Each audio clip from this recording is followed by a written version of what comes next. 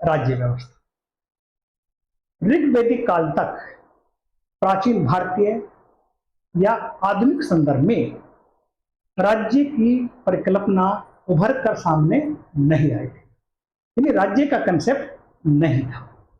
लोगों के समूह जनों में विभक्त थे और राजा ही जनों का प्रधान होता था और राजा का निर्वाचन समिति द्वारा किया जाता था और मंत्री परिषद के रूप में पुरोहित, सेनानी या महिषी आदि का ही उल्लेख मिलता है। मंत्री परिषद जो थी उसको राजा को शासन कार्य में सहायता देती थी, जिसमें कौन कौन थे? पुरोहित, सेनानी और महिषी। लेकिन नियमित सेना और प्रशासनिक तंत्र का बिल्कुल अभाव देखने को मिल रहा है। वहीं पर देखिए नाम है उग्र और जीव ग्रह। ये उग्र और जीव ग्रह जो थे ये एक तरह से आधुनिक काल में हमारे पुलिस प्रशासन की तरह कार्य करते थे, पुलिस की तरह देखरेख करते थे। इन्हीं के सहयोग के रूप में एक रहता था सपश का मतलब गुप्तचर भी इनका उल्लेख मिलता है, जो इनकी सहायता करता था इसकी मतलब उग्र और जीव ग्रह की। वहीं पर देखिए राष्ट्र का क्षेत्रीय अवधारणा धीरे धीरे विकसित हो रही थी, क्योंकि ऋग्वेद के 10वें मंडल में राजा से राष्ट्र की रक्षा करने को कहा गया है। मतलब देखिए ऋग्वेद के 10वें मंडल में जो है वहीं पर जो है राजा को राष्ट्र की रक्षा करने को कहा गया। यहाँ राष्ट्र का कंसेप्ट सामने आ रहा है। उत्तर वैदिक काल में राजनीतिक व्यवस्था में बदलाव देखने को मिलता है। इसमें देखिए लोहे के महत्वपूर्ण भूमिका निभाई जाती है और जब लोहे की महत्वपूर्ण भूमिका क्या हुआ था, लोहे से देखिए जंगल को साफ करना आसान हो गया था और जब जंगलों को साफ करना आसान हो गया था तो इससे खेती का एरिया बढ़ गया था। खेती का एरिया बढ़ गया था तो खेती ज्यादा होने शुरू होगी। खेती ज्यादा शुरू हो गई तो हमारा क्या हुआ, इसमें अनाज भी ज्यादा होना शुरू हो गया।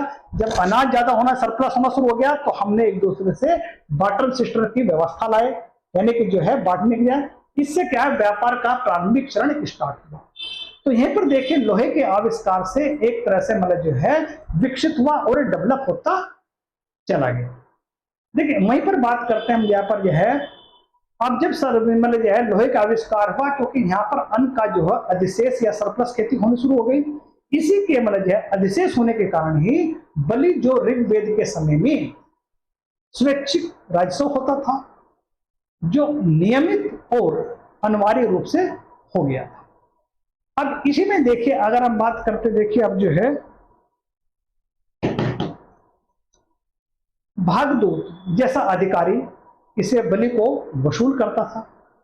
वहीं पर देखिए मंत्री परिषद के रूप में रत्नी का विकास हो चुका था। रत्नी जो है मंत्री परिषद के रूप में कार्य करते थे।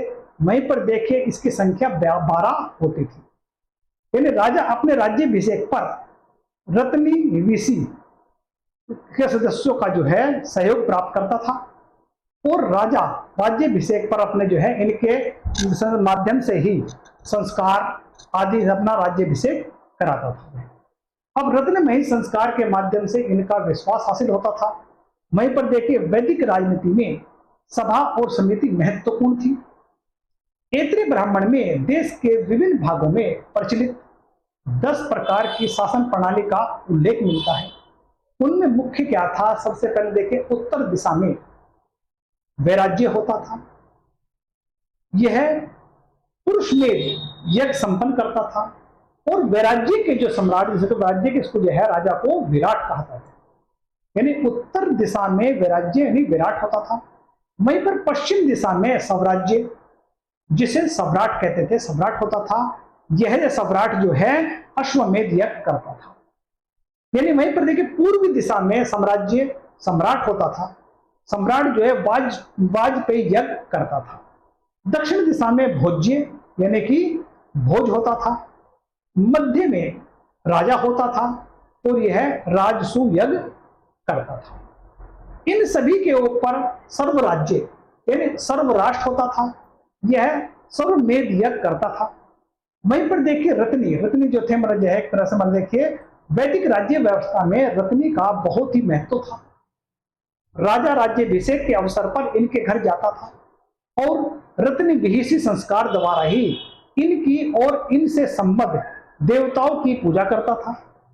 वैसे मुख्य रूप से इनकी संख्या 12 होती थी, लेकिन जिन ग्रंथों में तैत्तिरीय संहिता, मैत्रायणी संहिता या फिर काटक संहिता, तैत्तिरीय ब्राह्मण की बात करते हैं के हिसाब से 15 संख्या पहुंच गई थी। मैत्रायणी संहिता में इनकी सूची 14 दी गई है। वहीं पर तैत्तिरीय ब्राह्मण में रत्नी की सूची 3 महिला का भी उल्लेख होता है। देखिए इसमें जो है महिषी जो कहा गया है, पटरानी को कहा गया है, और वाउबा प्रिय रानी को कहा गया। प्रिवृत्ति ये निसंतान होने के कारण त्यागी गई रानी को कहा गया है। अब रत्नी में कौन कौन थे देखिए, एक सेनानी, पुरोहित, महिषी मतलब जो है भूप यानी सारथी जो है जो वरुण की पूजा करता था, ग्रामीण गांव का प्रधान, शब्द इसके यहाँ सविस्तार पूजा होती थी, संग्रहित जो यहाँ अश्वनी की पूजा होती थी। वहीं पर देखिए भागदू बंटवारे वाला है जिसमें पूषण की पूजा होती थी, अक्षयवाप और पालागल और परिवक्ता जो है और गोविकर, ये 12 रत्नी थे जो है। इनके अलावा राजा भी रत्नी की सूची में होता था। सभा और समिति 2 विशिष्ट वैदिक राजनीतिक संस्थाएं थी। अब सभा में देखिए, सभा यह बड़े बूढ़े लोगों की संस्थाएं थी। प्रारंभ में इसमें स्त्रियां भी भाग लेती थी, लेकिन बाद में इसका भाग लेना बंद हो गया। सभा में राजनीतिक तथा प्रशासनिक चर्चाएं होती थी और न्यायिक कार्य भी किए जाते थे। अथर्ववेद में सभा को नरिष्ठा कहा गया है। क्या कहा है? नरिष्ठा कहा गया। और इसी ग्रंथ में सभा और समिति की प्रजापति की 2 बेटियां कहा गई है। अब समिति यह सामान्य लोगों की सभा होती थी। राजा का निर्वाचन करना इसका मुख्य कार्य होता था। किसका? समिति का।